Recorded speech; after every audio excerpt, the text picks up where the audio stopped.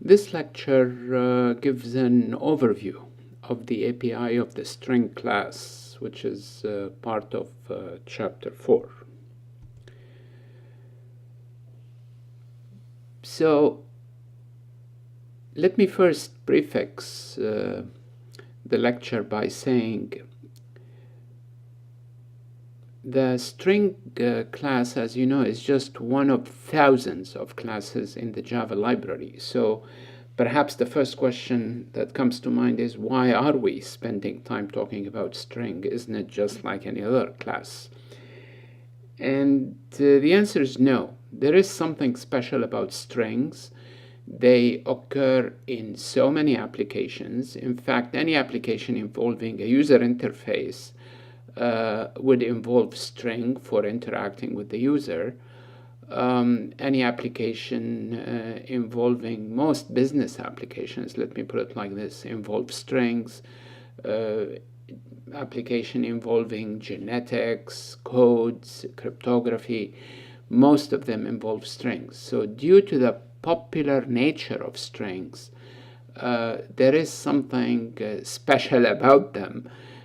Even the Java language went out of its way to incorporate some of their support in the language itself rather than in its library, for better or worse. So because of that, we are using this lecture to talk about strings. What is a string? In Java, a string is a collection of characters, all right? So a single character or a char is a primitive type that can accommodate exactly one character. In the old days, they used to have very few characters, like maybe 100 or 96 at one point. Then they made it 100 and something. And every character had a code associated with it, known as its ASCII code. But in time, things with globalization and everything, you want to support other languages, so the value set of the primitive type char got bigger and bigger. Today we use Unicode rather than the ASCII code to capture the code associated with every character, and the Unicode is huge. It accommodates every character you can think of and those that you cannot think of. I'm referring to very old scripts like Egyptian and even older scripts that were present and now they're no longer in use, musical notes, Morse code, smiley faces. All these can be accommodated by assigning an integer to them. So a char is an integer, and it's intended, this integer is unsigned, and it's intended to carry the code for a single character. Now, a string is a collection of those. So the notion of aggregation, aggregate we're using here in the context of contains or has within it. So you can say, for example, that a TV object has within it a speaker object, a sound system object, a tuner object. So whenever you have a class that swallows, if you like, another class, we say that the first one aggregates the second. In the app that was built in this chapter, you wanted to display data, mortgage-related data, in a tabular format. And if you look at the user interface, you will see that you start with a scroll view. It's a class. You can instantiate it, scroll view equal new scroll view, as usual. But it's intended to be a container of other things inside it. So you can put inside the scroll view, you can put a text view or an edit box, or you can put a table view. And the whole idea is the scroll view now is capable of scrolling the view. So the end user can swipe in and out to see the rest of the content of the scroll view if it goes beyond the edges of the tablet or the phone they're using. So in that example, a scroll view aggregates a table view aggregates a table row, and if you do that in a loop, then you can have as many rows as you want in the table, and each table row aggregates a number of text views representing the columns in that one. So this is the whole notion of aggregation. Most object-oriented languages rely heavily on aggregations and also on inheritance to create relationships between classes and avoid code redundancy in general. Now, to create a string, let me just get a pad to write some stuff in. And you would think, just like any other non-primitive class, for example, if I have a class that represents a TV, then I would imagine instantiating it by saying TV, the name of the class, some object reference, and then the new. This is the critical keyword. This allows me to create an object, and in order to initialize the state of that object, I look for a constructor within that class, named, of course, the same as the class, and the constructor typically would have parameters that will initialize the state. For example, let's say if it takes a string like 20, this indicates, I'm just imagining, that this class will instantiate a TV object having a 20-inch as the screen diameter. All right? So since all classes are instantiated like this, you would think the string class will be instantiated in a similar manner. So if I want to create a string containing the characters York, for example, then it would be instantiated like this. And true enough, this is how you can create an instance of a string. However, as I said earlier, because strings are so common, Java went out of its way to make them very easy to use. In fact, to make them masquerade as primitive types. For a primitive type, we don't do new, we don't do constructor. If I have an integer, for example, n, and I want to set it to 6, I declare it simply by saying integer n, and I give it a value using the literal 6, like this. Well, they said we want strings to be just as easy, so they allow us to write, in lieu of the very first statement, in lieu of this statement here. So this statement is indeed allowed, but instead of writing it like this, they allow you to write it like this. It's very odd, but it does give the impression that S is a primitive type and makes it rather easier to use. Should you use the red one or this one? It's really up to you. If you want to use this added syntactical sugar, then go ahead and use the black one. If you want to stay pure in the object-oriented kind of sense, then you would use the red one. What happens behind the scene is that the compiler is automatically replacing the black one with the red one. So it's really just a masquerade. It's just sugar. Nothing dramatic is happening here. Similarly, if you, in fact, I should add, the mere presence of a literal here shows that Java is doing something special for strings. Non-primitive types do not have literals, all right? You cannot set a TV to 20 like this, right? Non-primitive types involve a reference to an object that contains various state parameters, but you cannot assign the reference directly to those state values. whereas here they allow you to do that. Another masquerade they did is that you can, for example, write string t equal s plus, I don't know, suppose you want to add u to York to make it York u.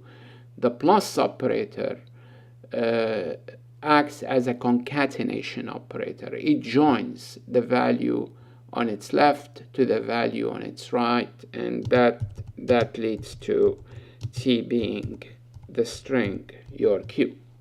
All right. Other non-primitive types do not enjoy this. The language does not provide operators for that. Before moving on, let me say something about the plus operator. This operator is heavily overloaded, as you know. It's used for int, it's also used for real numbers, for double, and now we have overloaded it again by making it a catenation operator. So the question is, given a particular two operands with a plus between them, how does the system know which of the three do we mean? And the rule goes as follows. If either operand is a string, then the other one is coerced to be a string. And Java always has a way of coercing something to be a string. If it's a number like 3, it makes it quote-unquote 3. If it's a non-primitive type, it invokes its toString method. If it's a Boolean, then it replaces it with the word true for true or false for false. So the point is, if the plus operator sees a string to its left or right, it coerces the other one to a string, and that's it. It becomes the concatenation operator. Otherwise, if both sides are numeric, then if one of them is a double, then the other one is coerced to a double. If both of them are integers, then we know it's the integer operation. All right, so a third component of the masquerade is the immutability of strings. If strings were mutable means they have a set method that allows me to change them, then you could end up with a scenario where you have two variables, s and t, or s and v, let's say, string v equal s. Here's a scenario where the string reference s and the string reference v are both pointing at the same object. So if there were mutability in strings and I was able to change the string through s, this change would be reflected through v, a behavior that is very non-primitive. It's normal among the non-primitive, but it's weird in the case of integers. For example, if you have an integer n equals 6 and integer m equal n, okay, I have two variables of the same value, but then if I mutate one of them by making, let's say, n equal 9, then m does not become 9 automatically. It does not become 9. It was equal to n only when this statement was executed, and it remains like that. M remains 6.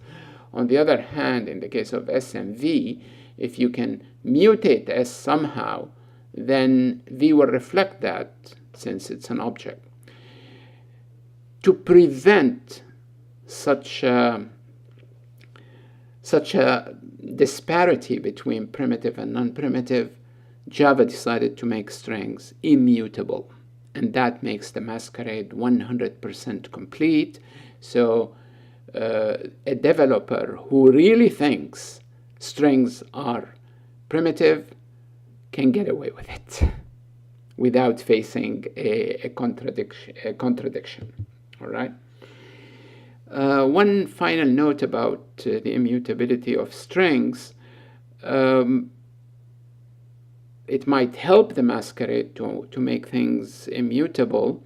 However, it will be a problem whenever a change happens to a string. For example, here, we simply wanted to append a string with one more letter, but this cannot be done since S is immutable. We always have to create a new string to do that.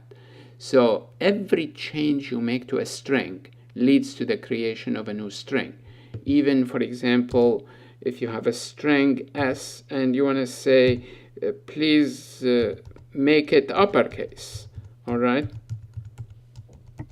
This statement by itself does nothing to the string S because S is immutable. If you really want to change the characters in S, you have to write it like this, right? Same with trim and all those other transformers that change strings. So because of this, because every change you make to a string involves creating a new string, the performance of programs that involve heavy string changes is not good. So realizing this, the designers of Java added another class called the string buffer. And the string buffer is mutable, and it's a genuine non-primitive type without any of this masquerade stuff. So if you find yourself one day implementing an API that involves heavy changes in strings, then perhaps you may want to use string buffer, and you create it like any other non-primitive type using a constructor. This is the only way to do it. And then you can invoke onIt method. You can say sp.append, change, and so on, and you give it whatever things you want to store inside it. And once you finished with the changes in the string buffer, you can return it back to a normal string by invoking the toString method. So string is an aggregate of characters. It has a constructor, but we don't use it because of the masquerade. And for immutability, as I said, we use string buffer. Now, in terms of the API of strings, it's quite rich. And I'm singling out 1, 2, 3, 4, 5, 6, 7 methods that capture the key elements of this API. Length, substring, index of, to uppercase, trim, equals, and Compareto. So very briefly, of course, you can read the API of these methods and you will know in detail what do they do. But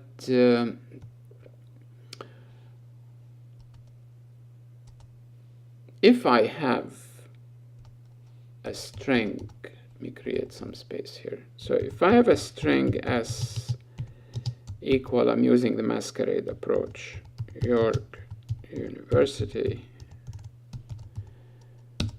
and then I refer to s.length in my code, then I'm asking how many characters are there in that string. And so if we count them, 1, 2, 3, 4, 5, 6, 7, 8, 9, 10, 11, 12, 13, 14, 15, then s.length will return 15. So length is a handy method to remind you or to tell you how many characters are there in that string. It should be noted that even though the string has 15 characters, the positions, like most things in computing, start at 0. So uppercase Y here is residing at position 0, not 1, and the last character in it, lowercase y, is residing at position 14, not 15. So they always go to 1 less than the length. All right? So if you're writing a loop that scans all the position in the string in a for loop, started at 0 and ended and continue with it as long as you are less than the length, not less than or equal. The next method is called substring, and it allows you to extract any substring you want from the string given its beginning and ending index. So if you say string t equal, take the string s and extract from it all the characters beginning at index 2 and ending at index 5, let's say. All right. The substring method, as you can see, takes two parameters. The first is the starting position, and the next one is one beyond the last position.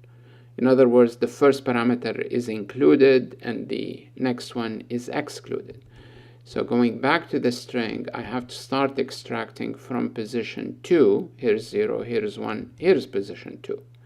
So I take 2, I take 3, I take 4, but I don't take 5 because it's excluded. So that leads to a string containing R, K, and a space. All right? Next method is called index of. So let me here color those methods that I'm demoing. The next method, it says s.char at, and you give it some position, for example 7. All right, that means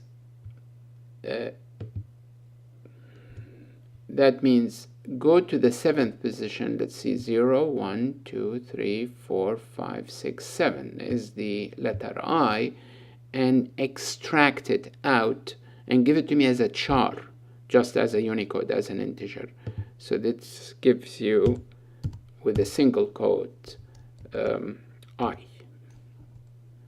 All right, so that's the char at method.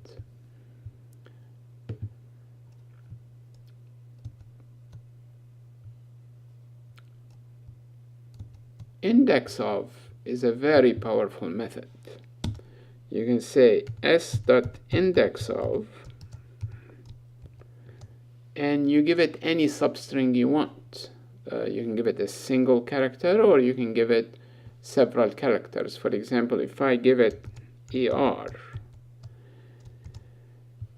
then what I'm doing here is asking, is the string ER present in the string S? If it is, give me the position of its first leftmost occurrence. If it's not, tells me return -1 to indicate it's not present. So imagine having the string ER in your hand and sliding it under the string S from left to right, and see if you ever get a match. Clearly we do get a match at this point here. So this happened, as you can see, at position 9, I guess. 0, 1, 2, 3, 4, 5, 6, 7, 8, 9. So this will return to you the integer 9. Right? If ER occurs more than once in the string, then the first occurrence is the one that's returned by this method. All right? There are other overloaded methods that allow you to skip over the first one or the second one. And if you ask it for a string that doesn't exist at all, then the return would be -1. To uppercase, simply change it to uppercase. Trim, simply remove all the spaces from it. Equals, return true, just like any other equals with non-primitive, if the two states are the same, otherwise they're not. Compareto is an interesting one. I'll spend some time on it. If you say you have a string S equal York University, and you say s.compare it to another string, V or something, all right?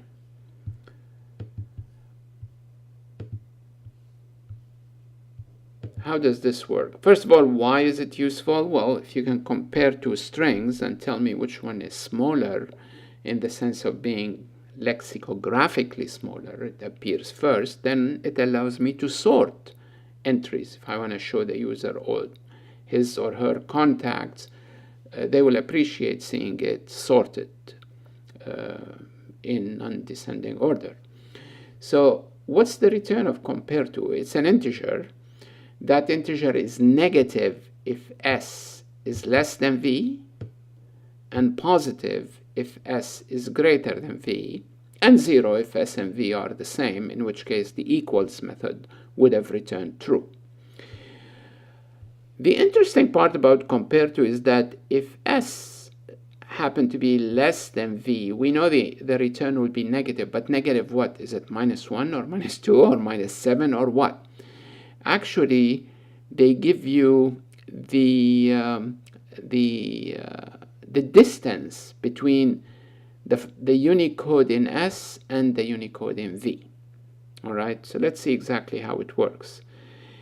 If I want to implement the Compareto method, I start by taking the leftmost character in S and the leftmost character in V. If these two are not the same, let's say the one in S appears first in the alphabet, let's say it's A, whereas this one is C, then we know that A appears before C. We conclude that the first string is less than the second one, and the distance between them in this case is -2, because to go from A to C, you have to go to A, then B, then C, right? So it's like having a metric defined over the alphabet to determine which one comes first. Notice that if the first character here happened to be less than the first character here, we're done. You conclude that the answer is negative, and you know how to measure it. Same thing if it's bigger. Only if those two are equal, you move on to the next character in S and the next one in V and repeat. Compare again. So the comparison continues left to right as long as things are equal.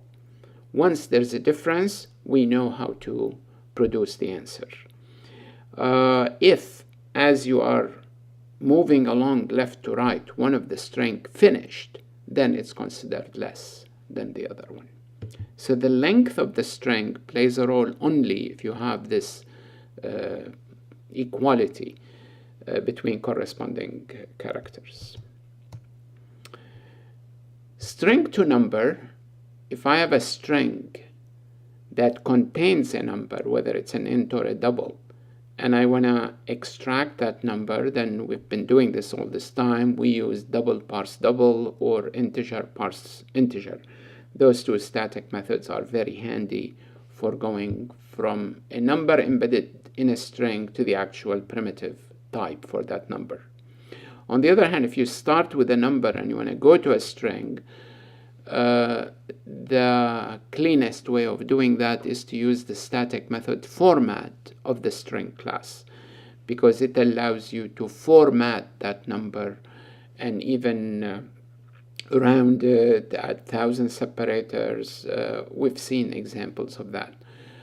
You could also just use the plus operator to add an empty string to the number. However, this does not have any formatting capability.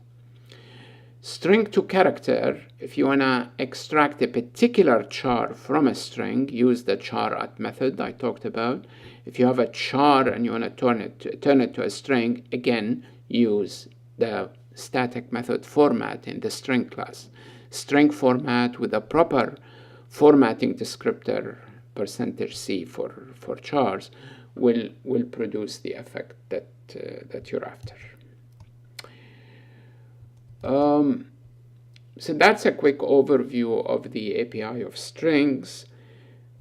One more thing I'd like to mention very briefly here, and perhaps revisit it in a future lecture, and that is a companion API related to the string class, but not implemented fully within the string class, that has to do with patterns.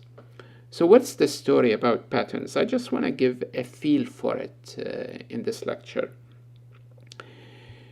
A method like index of is quite powerful, because you just tell me what is it you're looking for, and with one method invocation, I'll tell you, is it there or not?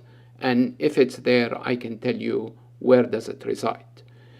So if you give me a string containing the amino acids along a chromosome, millions of them, and then you tell me I'm looking for a particular amino acid, AGT or something, then it's easy for me to tell you where does it occur exactly.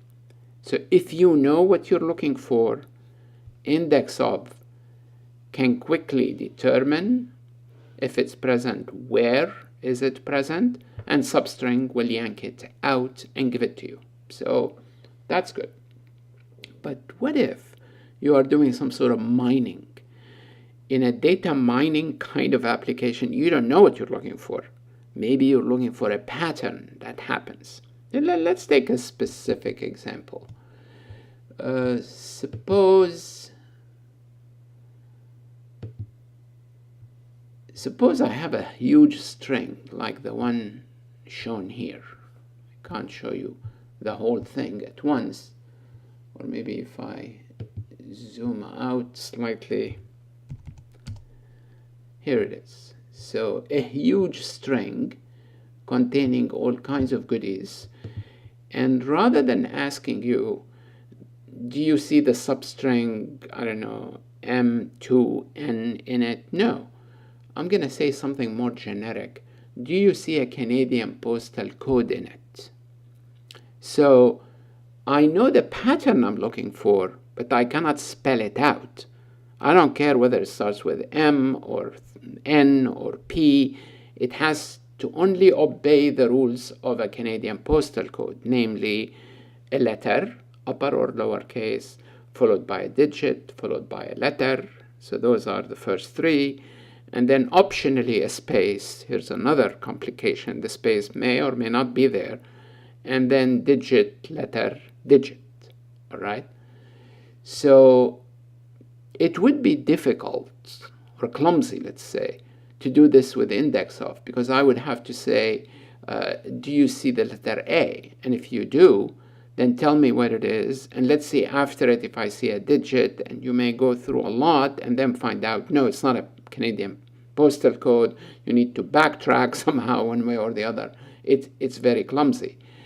Same if you have a loop that goes over the entire string, it's complicated.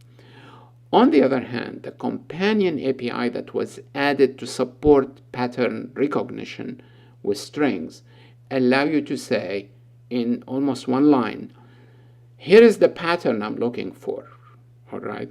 Letter, digit, optional space, and so on. Find me a Canadian postal code, and in a string like this, it will say, yep, here it is. V2U space 6M0 is a Canadian postal code. K0M0V3 is another postal code, and there could be others inside here. So that's the companion API that deals with regular expressions for recognizing, detecting, and extracting patterns. And that ends this lecture.